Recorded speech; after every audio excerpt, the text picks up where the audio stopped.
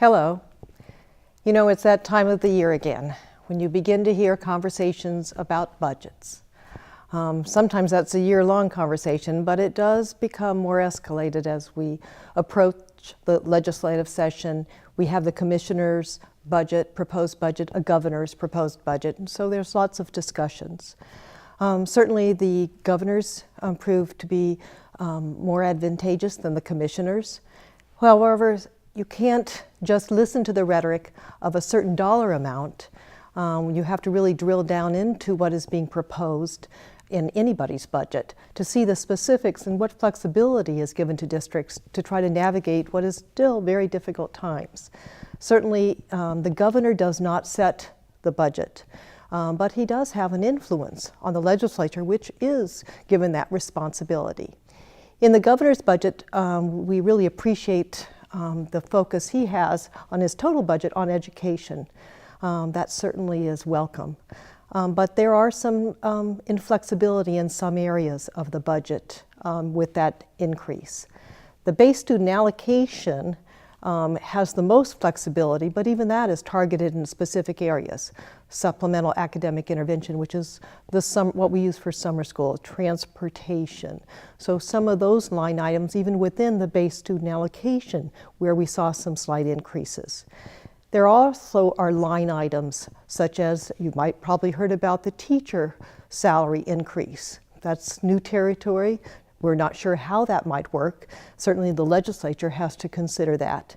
But you also need to know even the calculation of that full-time, for that salary increase for full-time teachers, they didn't include teachers that are perhaps funded by other mechanisms than the FEFP, such as Title I dollars, IDEA dollars. That would increase the expense to the state if they were actually going to allocate or put aside funds that would allow for that type of an increase. There's also concern, would it be sustainable?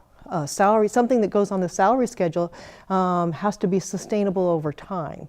And certainly that's a concern. So many questions in terms of that new initiative. There also are line items for use of technology. There's an increase in the dollars that are for the school recognition, those lottery dollars. Even though the lottery funds themselves have been fairly flat, they're looking at an increase driven by perhaps a new type of game. That increase would be devoted for an increase in the recognition dollars. Also looking at an increase on the dollars that teachers get to assist them with some of those consumable types of expenditures, so an increase there. Again, all of those are very much targeted for specific purposes where there may be many needs in a school district budget. Also, there were dollars that the governor recommended taken from the general operating to a capital fund that is used to fund primarily charter school capital needs. So there are, as in any budget, some things that we can view very positively and some things that may cause concern. But ultimately, that's the responsibility of the legislature to work through. In our budget discussions, you probably were made aware from different conversations that occurred before the winter break of concern that we're really spending more in salaries this year than we anticipated, largely because we're relying less on long-term substitutes for multiple reasons. I think after multiple years of relying on primarily substitutes to fill vacant positions, it was time to have that hiring process to hire those full-time individuals with benefits, particularly those that perhaps gave us 2 or more years as long-term subs, lower salary and without benefits. So it's certainly, we wanted them to be part of our permanent group of employees. But because we built in some of the savings that we expected to see from that hiring freeze, we're not seeing the same level of savings. So that has caused us to spend more in that projected line item area. We've also always realized that because we've had to rely to a certain extent on our savings account, that over time that would continue to be depleted. And we really see, even with the governor's fairly robust education budget, and anticipating if that would continue for another year, it will still not be sufficient to make up for the use of the non-recurring dollars that we've had to rely on to some extent over the last few years to try to mitigate some of the many budget reductions we've faced. So we've got some dilemma. Certainly as you look towards 14-15, anticipating hopefully the extension of our 1 mil referendum, which is so critical to our budget, brings $40 million to this year's budget. Would be faced with, again, some fairly significant budget reductions given we don't have sufficient reserve funds to meet the need, and we are not right now living within our revenue stream. We are having to use some of those unrestricted funds, those savings account dollars. And as a family, you know that that can't last forever because those savings become depleted.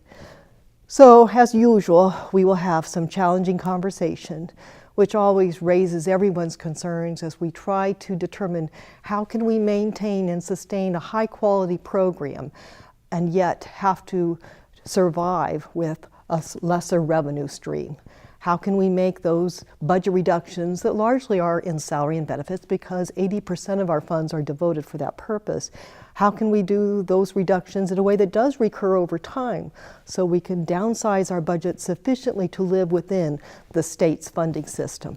So a challenging time that will continue for at least the next few years, even and despite the positives we're seeing of the economy slowly beginning to return, not to the robust years of 2005 or earlier, but certainly at least not with the huge reductions of property value that we've seen in recent years. This also, though, on a more positive part of our conversation, is the time where we recognize and celebrate quality teaching. And it's always wonderful as we go to our tour to identify at each level the Teacher of the Year. And so certainly want to share my praise and thanks for Katrin Rudge, the Riverview High School Marine Science teacher, who is the High School Teacher of the Year. She has been critical in the aquaculture program there and is doing some marvelous things.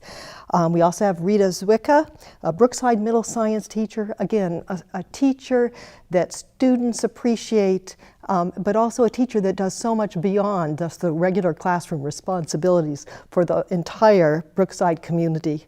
And Amy Maisner, Alta Vista PE teacher, also a teacher that is not satisfied just doing quality work in physical education, but looks for ways that she can impact the lives of the students at Alta Vista.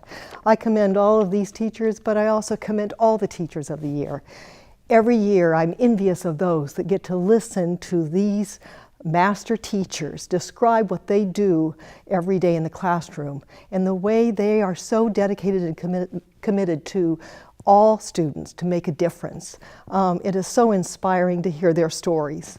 And so although these are the three we are recognizing as finalists, I look forward to that time when we can recognize all our Teachers of the Years for the great work that they've shown evidence of. This also is the time of the year that you begin to hear about legislation changes. There's some discussions, or do we need to make some tweaks with that Senate Bill 736 that really define teacher evaluation? Can we really accommodate all these assessments at the same time that Common Core is implemented? When we look at this whole restructuring the salary schedule, lots of questions. I really feel that at least the legislature is beginning to listen to some of our concerns, to understand the impacts that we're feeling from so much assessment, but also understand the impacts of trying to drive resources during these times just for the purpose of development of more assessments. Certainly Common Core is an area that we need to stay focused on. That is coming, and we need to prepare our students to those assessments. But we need to balance all of that with all the other needs we have in instruction, trying to keep up with the technology, going to that transition of ebooks, really providing our students with the quality education they need to meet these higher level of standards, including the higher graduation standards, something that we all have grave concerns about. So I'll give you my message that you've probably heard before. It's a time where there's going to be increased levels of anxiety as we move into the testing window of our school year. It's a time that you can easily be distracted by all the conversations, thinking about how is this going to impact me personally. And I really do ask that you do this. As you learn about those issues, as we try to keep you up to date and informed, that you stay focused on what really matters. At that school level, it's what's happening in those classrooms. And departments and as support personnel, it's what we can do to support what happens in those classrooms. Each one of us has an area of responsibility, but our mission is the same. We are here for the students of Sarasota County. Our families are supporting us and are committed to this school district, but as shown evidence by that one mill vote. They are willing to tax themselves additional dollars because they believe in this school district. They believe in us because of what they see happening in their schools. So stay focused. We will get through these times. I will continue to try to keep you up to date on some of our challenges.